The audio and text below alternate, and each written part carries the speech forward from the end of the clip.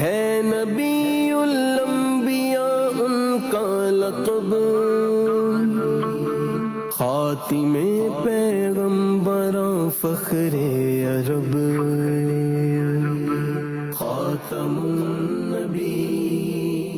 الحمدللہ رب العالمین والصلاة والسلام علی خاتم النبیین، اما بعد فاعوذ باللہ من الشیطان الرجیم، بسم اللہ الرحمن الرحیم۔ الصلاة والسلام علیک یا رسول اللہ وعلی آلک واصحابک یا حبیب اللہ،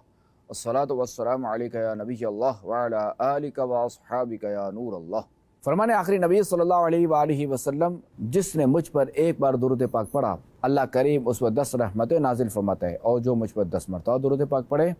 اللہ کریم اس پر 100 رحمتیں نازل فرماتا ہے، اور جو مجھ پر 100 مرتبہ درود پاک پڑھے اللہ کریم اس کی دونوں آنکھوں کے درمیان لکھ دیتا ہے کہ یہ نفاق اور جہنم کی آگ سے آزاد ہے، اور اسے بروز قیامت شہداء کے ساتھ رکھے گا۔ صلو علی الحبیب صلی اللہ علیہ محمد صلی اللہ علیہ وآلہ وسلم۔ ناظرین، ہمارے پروگرام کی 12ویں قسط میں خوش آمدید۔ آج انشاءاللہ الکریم اللہ کریم کے پیارے اور آخری نبی علیہ السلام کی عظیم اور بلند و بالا شان سننے کی ہم سعادت حاصل کریں گے۔ یقیناً اللہ کریم کے پیارے اور آخری نبی علیہ السلام کی شان سب سے ورا اور سب سے جدا ہے۔ ناظرین، اللہ کریم پارہ 30 سورہ کوثر کی آیت نمبر 1 میں ارشاد فرماتا ہے، انا اعطیناک الکوثر، یعنی اے محبوب بے شک ہم نے تمہیں بے شمار خوبیاں عطا فرمائی۔ حضرت علامہ مولانا مفتی محمد نعیم الدین مراد آبادی علیہ رحمۃ اللہ الہادی اس آیت کریمہ کے تحت فرماتے ہیں، اے محبوب بے شک ہم نے تمہیں بے شمار خوبیاں عطا فرمائی اور فضائل کثیرہ عنایت کر کے تمام خلق پر تمہیں افضل کیا، حسن ظاہر بھی دیا، حسن باطن بھی عطا فرمایا، نسب عالی بھی دیا، نبوت کا اعلیٰ مرتبہ بھی، کتاب بھی عطا فرمائی اور حکمت بھی، سب سے زیادہ علم بھی دیا، اور سب سے پہلے شفاعت کرنے کا اختیار بھی، حوض کوثر جیسی عظیم نعمت بھی دی، اور مقام محمود بھی، کثرت امت بھی آپ کا حصہ ہے، اور دشمنان اسلام پر غلبہ بھی آپ کو عطا کیا، کثرت فتوح یعنی کثرت کے ساتھ فتوحات بھی آپ علیہ السلام کے لیے ہیں، اور بے شمار نعمتیں اور فضیلتیں آپ علیہ السلام کو ایسی عطا فرمائی جن کی نہایت یعنی انتہا نہیں۔ دنیا کا دستور ہے، بادشاہ جب اپنے درباریوں میں سے کسی کو اپنی عنایتوں سے مخصوص کرتے ہیں تو اسے ایسے خاص انعامات عطا کرتے ہیں جس سے اس کی قدر و منزلت ہر شخص پر ظاہر ہو جائے، اور وہ دوسروں سے بالکل ہی ممتاز ہو جائے، اور وہ کمالات اور مراتب جو کسی اور کو بھی ملے ہوئے ہوں تو بادشاہ اپنے خاص اور چنے ہوئے درباریوں کو وہ دینے کے ساتھ دیگر بھی کئی بہتر مرتبوں سے سرفراز کرتا ہے۔ اسی طرح بادشاہ حقیقی یعنی اللہ تبارک و تعالی نے ہمارے آقا و مولا مکی مدنی مصطفیٰ صلی اللہ تعالی علیہ وآلہ وسلم کو تمام مخلوق سے زیادہ انعامات دے کر اپنی خاص مہربانیوں سے مشرف کیا، اور قرآن کریم میں رب کریم نے مختلف مقامات پر مختلف القابات کے ساتھ اپنے حبیب صلی اللہ علیہ وآلہ وسلم کی تعریف فرمائی۔ چنانچہ سورہ فتح آیت نمبر 29 میں آپ علیہ السلام کو محمد الرسول اللہ فرمایا، سورہ مائدہ آیت نمبر 15 میں آپ علیہ السلام کو نور فرمایا گیا، سورہ نساء آیت نمبر 174 میں برہان یعنی واضح دلیل، تو سورہ احزاب آیت نمبر 40 میں آپ علیہ السلام کو خاتم النبیین فرمایا گیا، سورہ احزاب آیت نمبر 45 میں شاہد یعنی حاضر و ناظر، سراج منیر یعنی چمکتا ہوا سورج، اور داعی الی اللہ یعنی اللہ کی طرف بلانے والا فرمایا گیا۔ سورہ یاسین آیت نمبر 1 میں آپ علیہ السلام کو یاسین، تو سورہ طٰہٰ آیت نمبر 1 میں آپ علیہ السلام کو طٰہٰ فرمایا گیا، سورہ بقرہ آیت نمبر 119 میں بشیر یعنی خوشخبری سنانے والا، اور نذیر ڈر سنانے والا فرمایا گیا ہے، سورہ مزمل آیت نمبر 1 میں آپ علیہ السلام کو مزمل، تو سورہ مدثر آیت نمبر 1 میں مدثر فرمایا گیا، تو سورہ انبیاء میں آپ علیہ السلام کو تمام عالمین کے لیے رحمت قرار دیا، اور سورہ قلم آیت نمبر 4 میں آپ علیہ السلام کو صاحب خلق عظیم فرمایا، تو سورہ بنی اسرائیل آیت نمبر 1 میں صاحب معراج فرمایا گیا، تو سورہ صف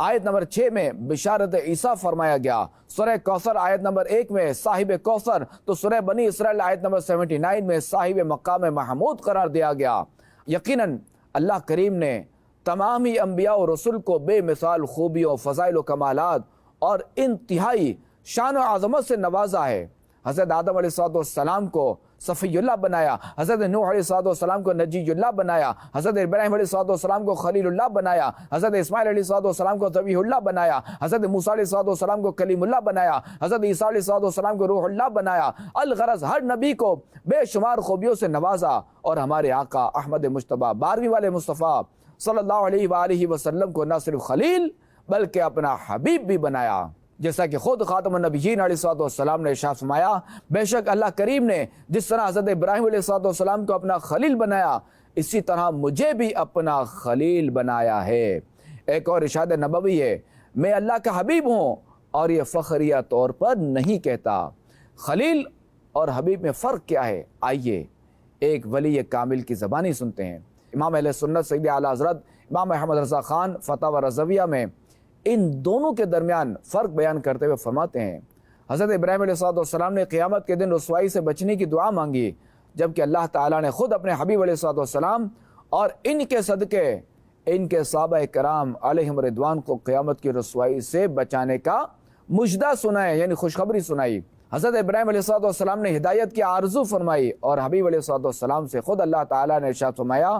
اور تمہیں سیدھی راہ دکھا دے۔ حضرت ابراہیم علیہ السلام کے پاس فرشتے معزز مہمان بن کر آئے،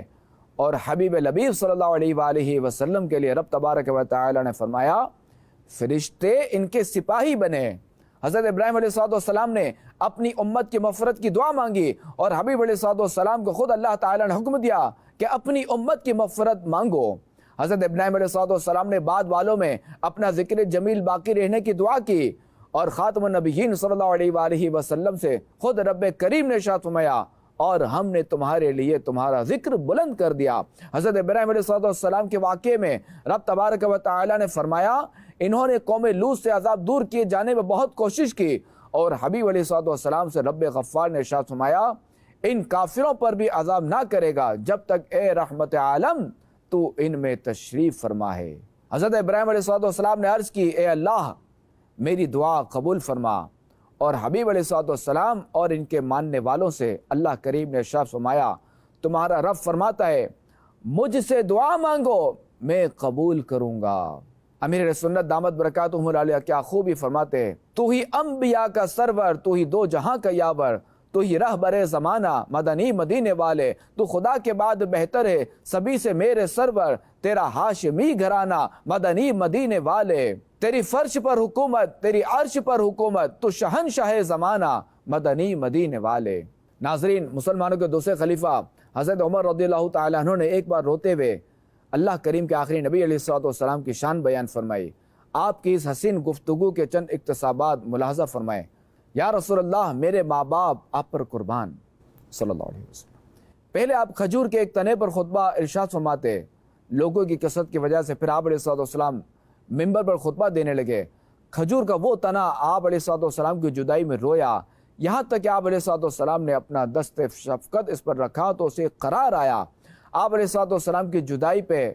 آپ کی امت رونے کا زیادہ حق رکھتی ہے۔ یا رسول اللہ صلی اللہ علیہ وآلہ وسلم، میرے ماں باپ آپ پر قربان، آپ کے رب کے ہاں آپ کا مقام اتنا بلند ہے کہ اس نے آپ کی اطاعت کو اپنی اطاعت قرار دیا۔ چنانچہ ارشاد فرمایا، من یطیع الرسول فقد اطاع اللہ، جس نے رسول کی اطاعت کی اس نے اللہ کی اطاعت کی۔ یا رسول اللہ، میرے ماں باپ آپ پر قربان، آپ کے رب کے ہاں آپ کا مقام اتنا بلند ہے کہ اس نے سب انبیاء کے بعد آپ کو بھیجا، مگر آپ کا ذکر سب انبیاء سے پہلے فرمایا۔ چنانچہ ارشاد ہوتا ہے، اور اے محبوب یاد کرو جب ہم نے نبیوں سے ان کا عہد لیا، اور تم سے اور نوح اور ابراہیم اور موسیٰ اور عیسیٰ بن مریم سے عہد لیا، اور ہم نے ان سب سے بڑا مضبوط عہد لیا۔ یا رسول اللہ صلی اللہ علیہ وآلہ وسلم، میرے ماں باپ آپ پر فدا ہو۔ اللہ کریم نے حضرت موسیٰ علیہ السلام کو یہ معجزہ دیا کہ پتھر پر عصا مارنے سے چشمے بہہ نکلے، لیکن اس سے بڑھ کر حیرت انگیز بات یہ ہے کہ آپ کی مبارک انگلیوں سے پانی کے چشمے جاری ہوئے۔ یا رسول اللہ صلی اللہ علیہ وآلہ وسلم، میرا ماں باپ آپ پر قربان، اللہ کریم نے حضرت سلیمان علیہ السلام کا ہوا پر ایسا قابو دیا تھا کہ اس کا صبح کا چلنا 1 مہینہ کی راہ اور شام کا چلنا بھی 1 مہینے کی راہ کے برابر ہوتا تھا، لیکن اس سے بھی بڑھ کر تعجب خیز آپ کی سواری براق ہے، جس پر سوار ہو کر آپ ساتوں آسمانوں کی سیر کر رہے اور اسی رات فجر کی نماز مکے میں آ کر ادا فرمائی۔ یا رسول اللہ صلی اللہ علیہ وآلہ وسلم، میرے ماں باپ آپ پر قربان،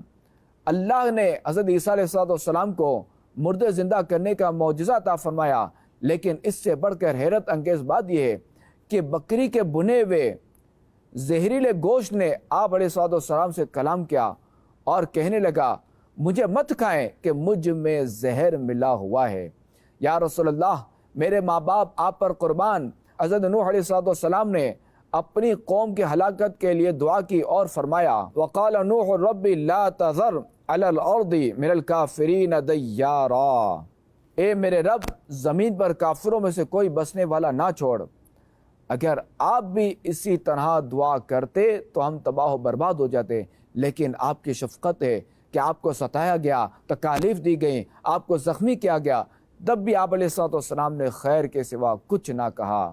آپ کی قوم نے جب بھی تکلیف پہنچائی، آپ علیہ السلام کی زبان مبارک سے یہی الفاظ ادا ہوئے اللہم اغفر لقومی فإنہم لا یعلمون، اے اللہ میری قوم کو معاف فرما دے کہ وہ مجھے نہیں جانتے۔ یا رسول اللہ، میرے ماں باپ آپ پر قربان، اعلان نبوت کے بعد تھوڑے ہی عرصے میں لوگ آپ علیہ السلام پر ایمان لے آئے اور آپ کی پیروی کرنے لگے، جبکہ حضرت نوح علیہ السلام کے ساتھ ایسا نہ ہوا، حالانکہ انہوں نے لمبی عمر بھی پائی اور کافی عرصہ تبلیغ بھی فرمائی۔